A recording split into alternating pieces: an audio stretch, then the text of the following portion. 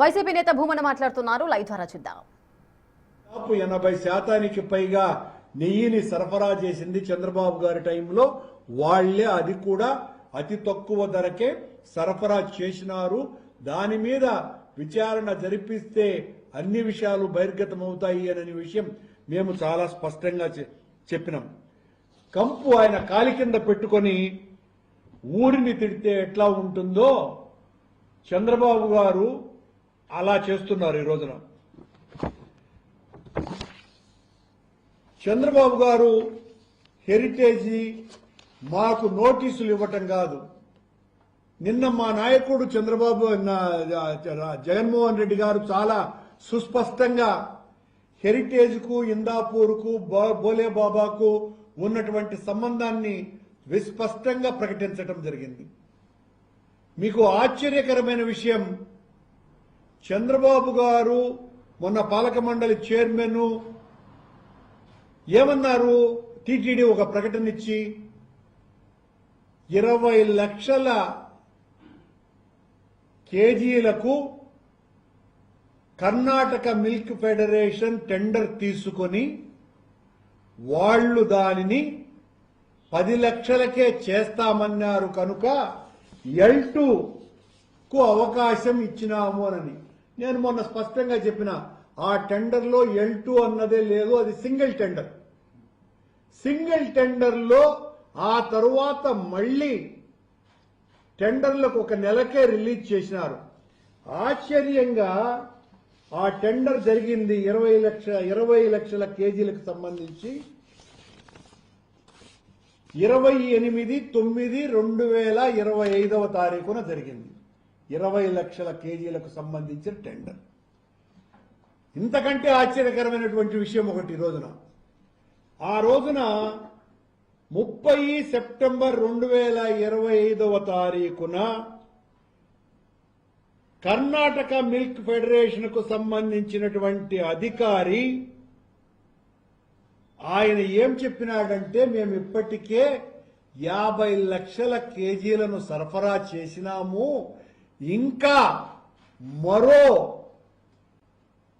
30 లక్షల కేజీలు సరఫరా చేయటానికి సిద్ధంగా ఉన్నాము అని మరుసటి దినమే ప్రకటన ఇచ్చున్నాడు.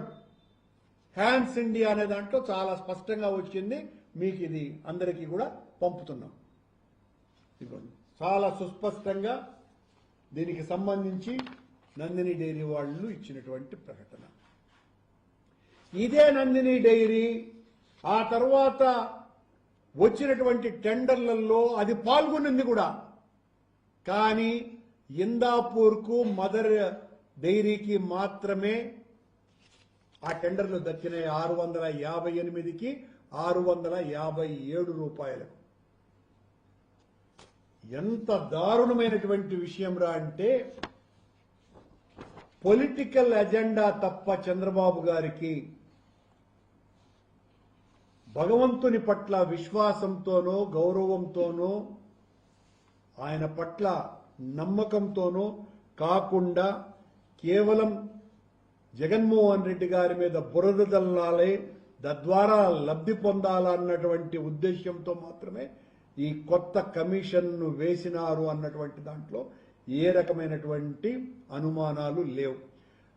నిజానికి వీళ్ళన్నట్టుగా సంబంధిత బాధ్యత అధికారుల మీద చర్యలు తీసుకోవాలంటే ఆల్రెడీ సింఘాల్ గారిని ట్రాన్స్ఫర్ చేసినారు, బాలాజీని సెలవు మీద పంపించినారు.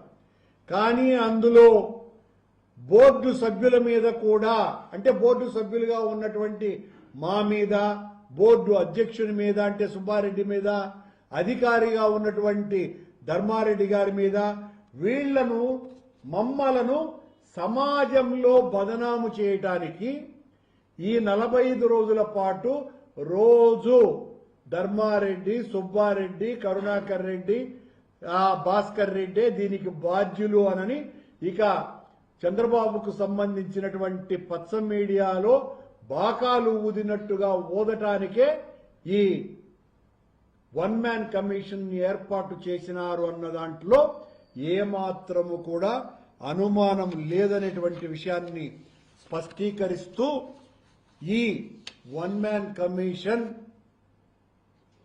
ఎలాంటిది అంటే మేకపోతు కింద ఆ మెడ కింద వేలాడేటువంటి రెండు వేలాడుతూ ఉంటాయి పాలిండ్ల మాదిరిగా, దానిని అజాగళ స్థలము అంటారు. అజాగళ స్థనము అనని. అజాగళ స్థనం యొక్క ఉపయోగం ఏంటంటే అది మాంసానికి పనికిరాదు, తోలుకు పనికిరాదు.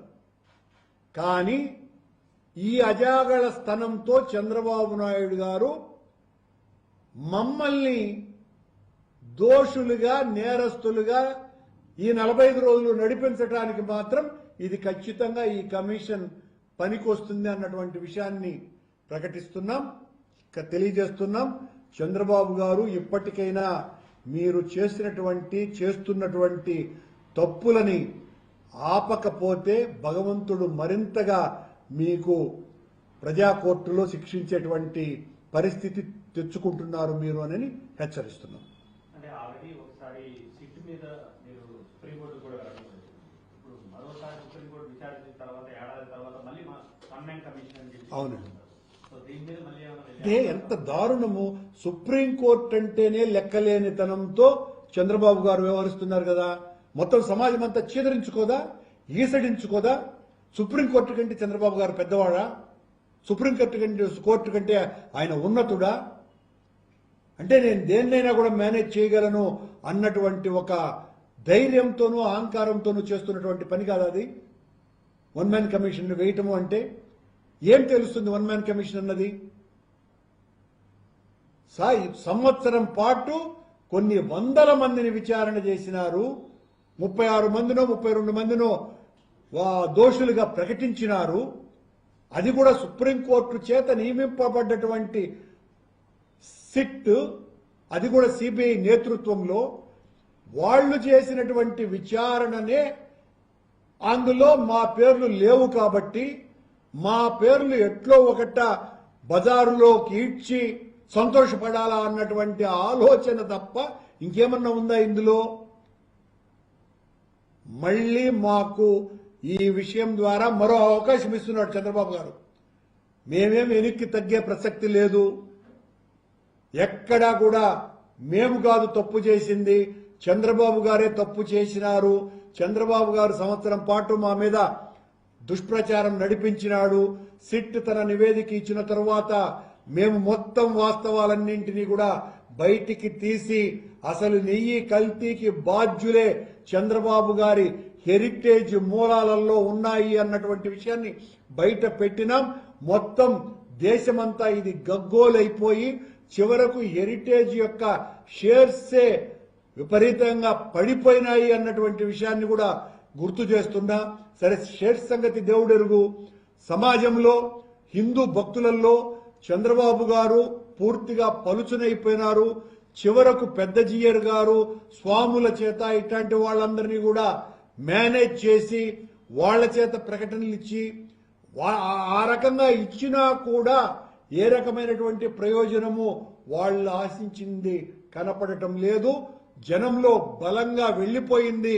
చంద్రబాబు గారు భగవంతుణ్ణి వాడుకుంటున్నారు, ఆడుకుంటున్నారు, పావుగా చేసుకుంటున్నారు అన్నటువంటిది ప్రజలు పూర్తిగా నమ్ముతున్నారు, నమ్మినారు. కనుకనే పూర్తిగా చంద్రబాబు గారి ఈ రకమైనటువంటి విమర్శలని ఎవ్వరూ పట్టించుకోవటం లేదు అన్నటువంటి విషయాన్ని స్పష్టం చేస్తూ ఈ వన్ మ్యాన్ కమిషన్ వేసి సర్వోన్నత న్యాయస్థానాన్ని కించపరచటమే కాకుండా సర్వోన్నత న్యాయస్థానాన్ని అవహేళన చేయటమే కాకుండా రాజ్యాంగాన్ని, రాజ్యతంత్రాన్ని పూర్తిగా హేళన చేయటమని తెలియజేస్తుంది.